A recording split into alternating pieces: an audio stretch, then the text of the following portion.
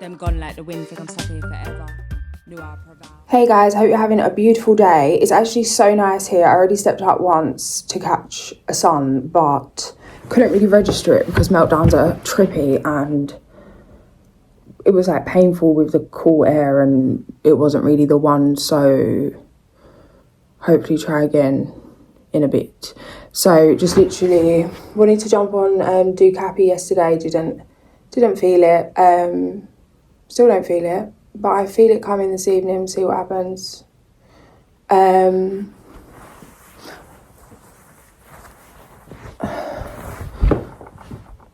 I've got some peace and quiet, some time to myself, some space this evening, so I feel like that will give me the opportunity to create a nice little environment to settle down and get on with it. Yeah, still just feeling, what's the word? Delicate. So just being kind to myself today. I did some twirled myself out of my depression. Any of you feeling low, I advise you to twirl. Twirl it out, twerk it out, whatever it is you want to do. But yeah. Just had a little play, had a little twirl. I feel like it really helped lift my spirit, boost the vibration, and thinking probably gonna just let go of forcing to do anything until it feels right, and might just do some more twirling. Some grounding, maybe grounding in the garden while I'm twirling. A twirl and a ground. It's a beautiful day.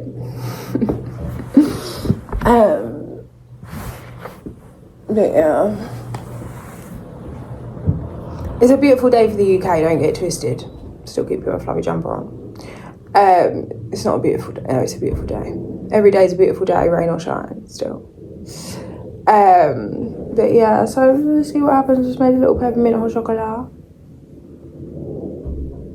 I was toying with fasting, and like fasting in terms of Ramadan times. But I've been trying for years, you know, and had the intention for years to do this, and this fasting thing just isn't working right now, or hasn't been working for me. I don't know if that's something to do with, you know, the way I manage my dopamine levels sometimes with certain things and having to create that shift. I've got some emotional blocks to clear. It's not worth the injury or where it puts me to right now. I'm hoping there'll be a time for it because it's something I really want to do, but I just don't know. Just have to see what happens. In my head, I'm thinking to do like, because I'm trying to like get my brain to want to do it. So like I've looked at all different options. There's like the, you know, I feel like it's the energy behind the fast.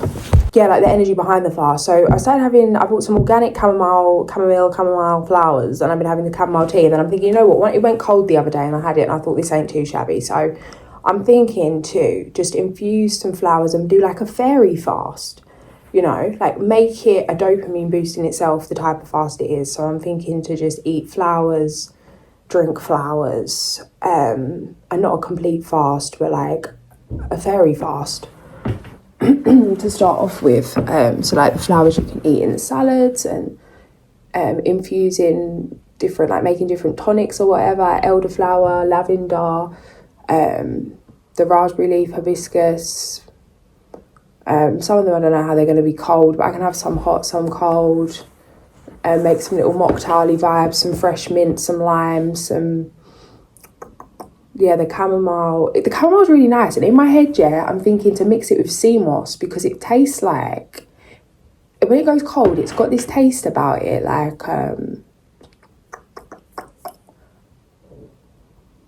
there's this chewy sweet that I used to eat, and I can't remember the flavour. It was a really random flavour, but it tastes like it. I don't even know what it is. It's kind of sweety, kind of sweet, kind of fruity. And I feel like little sea moss gummies with the chamomile would actually taste sweet. But I don't know, I'm just trying to think of ways, because I really enjoy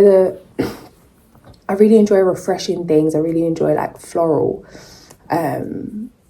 you know, like, and then even the look of the drink, like the different herbs, the different flowers, the colours, the fact that it's from nature, like it's a different feeling. Like even in terms of all, like how expensive it is to make my peppermint hot chocolate, a £40 bottle of peppermint oil from doTERRA for this hot chocolate powder, that processed hot chocolate powder, £5 a pot. The other pot I use is about the same, whatever.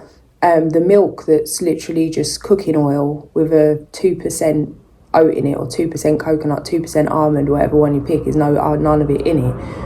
All of that is like, all right, by the time I did that, I made that drink, it's like, it is nice, it tastes nice on my mashed up, pH'd, imbalanced taste buds, yeah. But even though the chamomile tea is so basic, when I drink it, it's a different feeling. Like you feel like the flower, you become the flower, and it's like you become a man-made chemical, and you feel like that after, or you feel like the flower. And as much as my brain knows it still wants that, and it's like, it's not even about expensive, because it's like, what's expensive? Like if you enjoy something. But in terms of nature provides things for free, we can literally grow in the garden, mix it with the water, which should be there for free anyway, clean and shiny, but you know. And then, ta-da! And it really is like embodying that vibration. And it brings magic to the day. It brings magic to the day. I'm still in self-sabotage mode. I wanted to do all this, keep thinking of it, keep doing it, keep, you know, on the fence, doing a little bit, doing, you know, having that, but then also having the other. But again, I feel like my main lesson right now, above all else, is to be kind to myself, to stop being so hard on myself, to understand that stress and hate for yourself and resentment and shame and guilt and all these things create the same diseases that the dodgy foods do. And to really get to the root of things, give myself permission to do what I want when I want, have what I want when I want, knowing my body is a self-healing organism and can transmute that shit right there, right then. But then knowing what I really want to do. And what do I really want to do? I want to live the way we're meant to live. I want to eat fruit from the tree. I want to drink from the stream. I want to feel like vibrant and healthy, which I've tapped into before, and it's the best feeling in the world, and it's not worth any little taste of anything of these foods. And even when I was detoxing the first time, it's like I realised that a lot of the time it's just needing something salty, needing something sweet, needing certain things based on certain emotions or based on certain things, and finding the replacement for that, to the point it could literally be just to put a dash of salt on your tongue or on a cucumber, and it's just like it's this thing, but meanwhile you'd eat like a whole salty meal of like fried foods and things because you're craving it. But it's like, to really go, okay, what do you need? Then just having that one piece and saying, okay, now let me see how I feel, now what else can I do, and whatever. But I really got a bit too intense with it all, which caused my emotional health a whole heap of burden. So it's just finding a balance, finding a nice balance. And sometimes, and me personally, I do enjoy going extreme. Like I want to go all the way to the unhealthy road, which I did. And I want to go all the way to the healthy road because there's lessons there. You can feel it in real time, making the shift, making the switch back from, you know, you're either eating to live or you're eating to not. You're either eating foods that create life, that life force energy, or you're eating dead foods. And our cells literally renew with the foods we eat. So it's like you are what you eat. You're eating dead food, you're going to be dead inside, you're going to have some problems. Something I know, something I still, you know, when there's so much knowing about everything, about every little thing, and even the healthy things now is not healthy because of this, and the way they're doing it, and the way it's processed, and the chemical, and the thing, and then, all right, then wash it with this, but then the stuff you're washing it with, you can't get this, now the water's fucked. Like, it's like, all right, then, like, breatharian? And what is it you want to do it for? It's out of fear. It's fear Oh my gosh, they're poison in the world. Okay, you know, like, again, you can transmute that. Mind over matter, honey. You know, remember your power. Do what you want.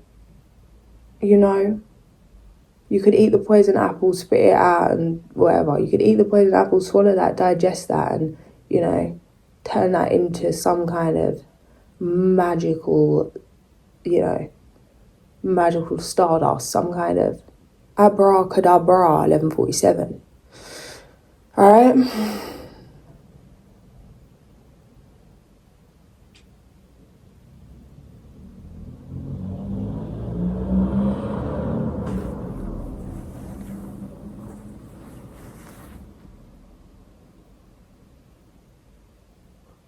Something does play on my mind, though. There's this thing about, I think it's like, if you're eating meat, or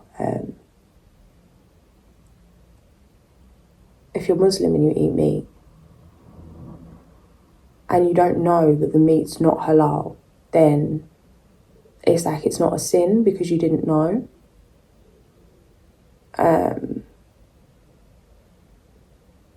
It's like, it's out of your control. But I feel like, and it feels like this in a weird way, that it's like, okay, but once you're conscious, when you consciously know what you're doing, and not in a case of sin, because it's not even like I believe in sin because we choose if we're sinning, because someone could sin and see it as a good deed, and you could see their good deed as a sin. If they believe that they have sinned, then they have. If they believe they haven't, then they haven't. And that's kind of why these fools get away with so much nonsense, right? So, it's not in terms of sinning, but it's like, I know I'm consciously aware of what I'm doing. And when you're consciously aware of what you're doing, even in terms of things like smoking, it's like, when you don't know, it's no good. But when you start to be consciously aware and you're going against your own consciousness, your own awareness, your own knowing, that's when shit can get really dark and really dangerous. And I know I'm in that line right now, 4-4, thanks. Oh Lord, I'm so absolutely there. I'm playing with fire every day. But it's okay. There's so much fear, because it's like, I ain't trying to play with God. I ain't trying to play with my angels. I ain't trying to play with... And even that, it's like, is this a religious thing again? Is this a religious programming? But it's like, nah, it's not. Because I've seen some shit. Yeah. I've seen some shit. And you go against your own words. Some stuff can go down that don't need to be going down. Whether that's because of something above us, whether that's because something in us, whether that's because of us, whether it's because of external force, whatever it is. It's like, I'm not trying to play about myself. But I also know that by not playing about myself, it's putting me in seriously uncomfortable situations that are leading to meltdowns, that are causing me problems, that are causing me injuries, and I want to look after myself, but I also don't want to be comfortable. I don't want to stay comfortable, 1447. So it's like, okay, push yourself, get a little battered, but not too battered. It's just like, or completely surrender, you know? But I don't know. I don't want to just stay comfortable. All that hand on the throat chakra. Even just being on here, yeah, I'll be real, like, it's just mad because, I don't know, I even question myself, like, what are you doing for? Just go and live your merry little life quietly in the bush and don't even show your face. You know? But again, it's all fear. It's fear because of being disrespected by men. It's fear because of, you know, people not wanting me to be happy, people not wanting me to be successful, people not wanting me to be good, people not wanting me to be loved for whatever stupid reason that is within their own nonsense brain, or their own jealousy, or their own hate, or their own whatever, they didn't get their way, or something didn't work. Some people that want to sabotage. I've lived some really effed up lives. I've done some crazy you know, And it's like, in a way, putting myself out here is kind of like, in order for me to do that, I have to be real with myself and say, okay, if everything that has happened in my life, like in terms of everything through my sex addiction, in terms of everything I've done, everywhere I've gone, relationships, situations, if all the things like that you really don't want, oh my goodness.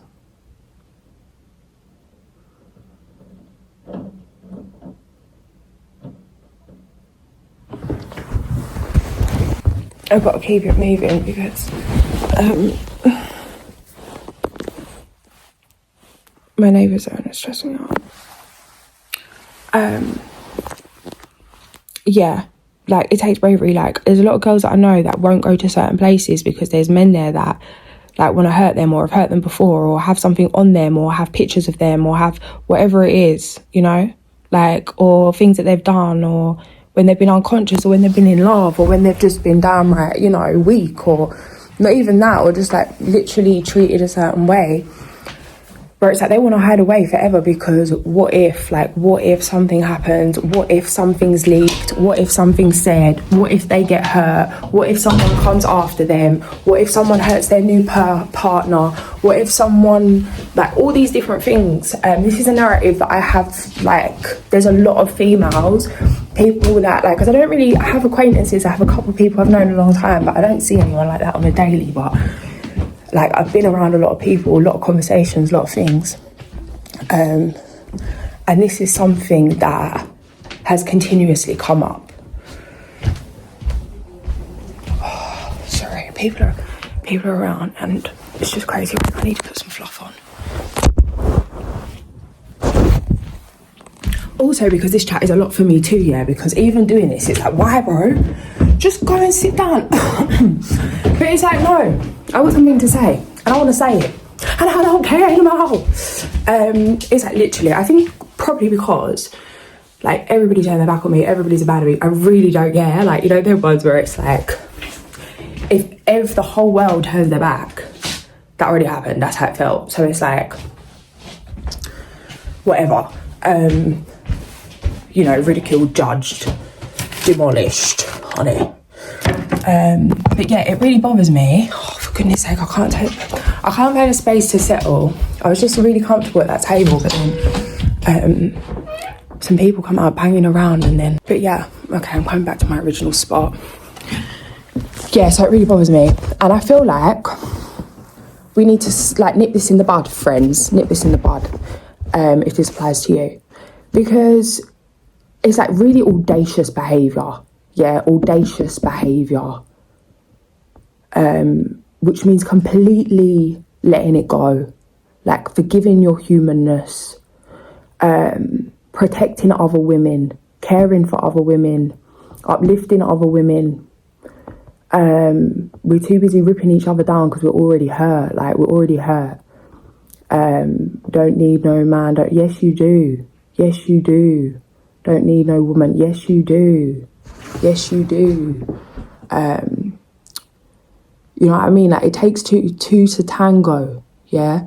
Like, a lot of us, like women and men, but I'm talking just from my perspective, so this is what I'm talking about, that get exploited, that get abused, that are in certain situations. It's because we didn't follow our intuition in the first place, because we were looking for love outside of ourselves, because we was trying to, we'd do anything that someone asks of us just for love, like, because we're so grateful to be loved. It's like, oh my gosh, yeah, like feeling like we don't deserve to be loved in the first place. So it's like, like literally give our whole soul to somebody, like completely, you know what I mean? Abandon ourselves, disrespect ourselves, do things we don't want to do in the name of love, 111. But it's like, that's a lesson. That's a lesson for us. Yeah, that's a lesson for us. We're sexual beings. Yeah, like we're human beings. And we give too much power because of our fear, because of shame. It's like, and I fully hear that, yeah? Like, I fully hear that. Like, I've been in the worst state where I've been, like, completely obliterated, completely been abused to the point that my body looks deformed, and people have got that, yeah? people have had that in terms of like in vulnerable situations where things were happening, and like I've got so many, and it's like, but I don't live my life like that.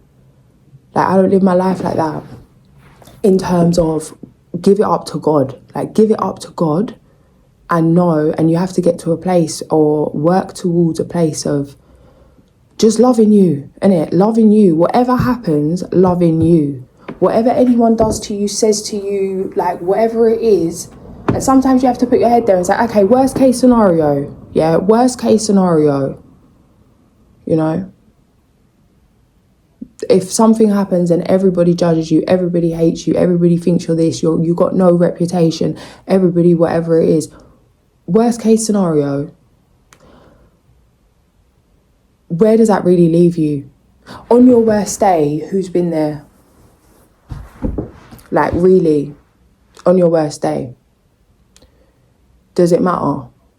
Does it matter? Don't join the bandwagon, innit? Like don't jump on the bandwagon. Don't be one of those people that exiles you in any which way. Yeah, in any which way. You have to forgive yourself today for everything you've done and show up today with your face bare. Like, yes, I'm here and clear.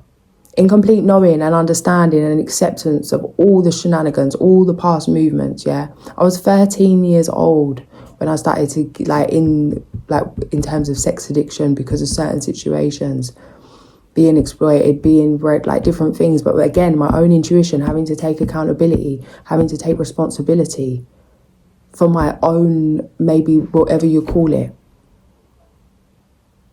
But then also having to process, like there's many sides to things, because it's like, yeah, there's naivety, yeah, not following your intuition, yeah, partly, you know what I mean? Partly, you know, was willing, like in certain situations, even though you wasn't aware, like you had a part to play in it as much as maybe you wasn't aware. And it's not about blaming. It's not about blaming myself. But if I hadn't took accountability and I hadn't really thought, like, nah, the way you moved then, that weren't good. We can't do that again, friend. Like, we can't do that again. Not for nothing, not for love. That's not love. Yeah, you love yourself. And even if you want to do something for someone, you question that. You make sure you're okay. You always put yourself first. You never put someone else before yourself, and put someone else before yourself to a point where, you know, you leave it in someone else's power to protect you in a way. It's like wiser decisions. There's been a lot of lessons there from my side that I can do things to prevent things happening that have happened in the past. I can say no to things. And through the most testing times, because recently it's been really bad, like hit the bottle, want to go out, jump back into sex addiction. I'm still celibate, but still, like, it doesn't mean that things just go, like, it's a thing. Like, when things get tough, like, you drop back into those things. And it's like, I've had some serious divine intervention where it's just like, I just been knocked into a sleeping trance. It felt like, we're like, you ain't going nowhere, sit your ass down. You've done this for 5 years. For what? Just to go and do what? And disrespect yourself all over again? You just made friends with your inner child, fool. Like, you said you got her now. You said you got you now. Have you? It's hard, temptations, testing. And it's like, it's not about what you're doing, because it's like, sex is healthy, sex is sacred. But it's about the why. It's about the why, and it's about how you're really feeling. Are you honouring yourself? But this fear thing is like, that is really the thing that pisses me off the most, because it's like, you got to do this with your chest. Like, you got to move with your chest. And you know what I mean? It's like, there's a higher order to things. Like, there's karma. Just let it go. Have love for yourself and let it go. And what anyone else does to you, that's their karma. You know? People don't know who they're messing with in terms of spiritually. Then things start happening to their life and boom. But that's out of your control. wish everyone well, love yourself, and walk with your head held high. Put yourself out there. There's so many girls that I know are so talented, so gifted, and they're not putting themselves out there because of fear. Meanwhile, the most waste of the waste man that I've ever seen in my life, the lowest of the low, yeah, the lowest of the lowest kind of caliber of things, of people, literally, in terms of the way they're treating humans, prancing around with heads held high, like nothing ain't happened. You know, no fear that someone's gonna tell, or their true face is gonna be shown, or the mask's gonna drop. There's no fear, because they know the female is more scared of them than they are of her. So it's like, that's fair enough, maybe physically and whatever, yeah, but ladies, know your power, innit? Know your power.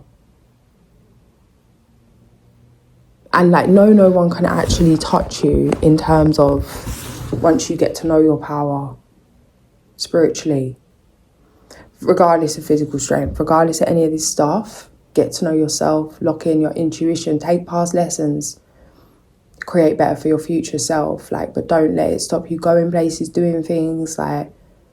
And even in terms of if it doesn't feel good, like, well, why do I want to go there? It doesn't feel good. It reminds me of what happened. It's like, fair enough. Like, everyone does their own stuff in it. I'm not saying to put yourself through trauma for no reason. That's something I do because that's just what I want to do.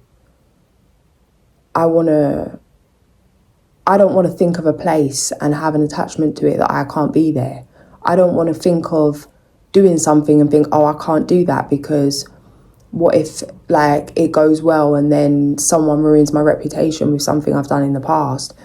It's like, no. Know yourself, know your own character, know who you are. Do better, innit? Because if you're moving in a way that's disrespecting yourself and then things are happening that it's like, is that a lesson for you? It's like, once you've learned your lesson, once you're moving forward and honouring yourself in the right way, it's like, you just got to have trust and give it up to God and be brave, courageous. But again, it's like people say, well, stay safe. I don't believe that. No, don't stay. What do you mean stay safe, bruv? What do you mean stay safe? Stay safe, don't go out at night, don't go out in the day. Don't go where you've been and someone hurt you once. No. You think the deer don't walk past the same route because one deer got eaten by the lion? Like, come on.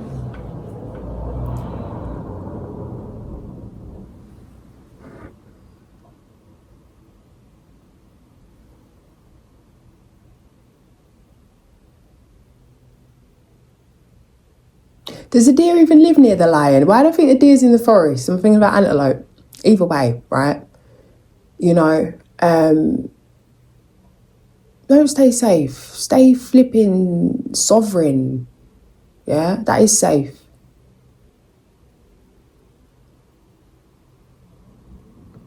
This doesn't make it any easier, but I'm telling you, yeah, like, it comes up, the emotions come up, the fear's there. Like, even for me, it's there. It's like electric through the body, lightning through the body. But do it anyway. Do it anyway. I feel like it's so common to see the abuser living their best life like nothing ain't happened, and then seeing the abused just, you know what I mean, laying low in shame. And that narrative needs to change, you know? Who cares? Who cares, bro? You know what I mean? Like, yeah, like, look, even mirror work. Like, look in the mirror, I'm like, yeah, I did that. Yeah, I did that. You know? Like, humanness. You know? Embrace the caveman. Embrace the mess. Embrace the grimy. Whatever it is. It's done. It's happened. You deserve to live your best life. You're a queen. You're a king.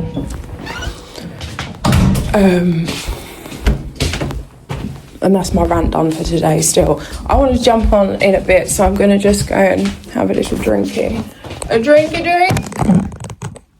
I'm going to have my little twirly video on. And if you're feeling down, twirl. Twirl to the top.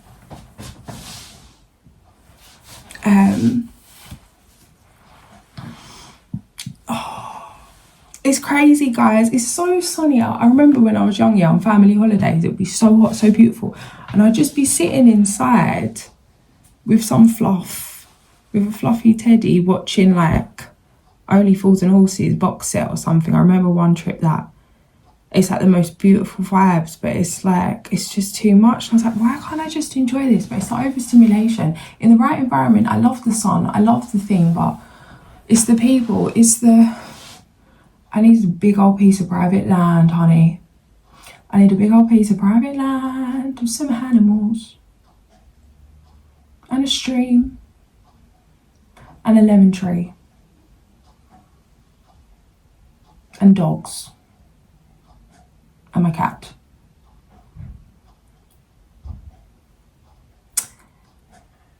And a wagon.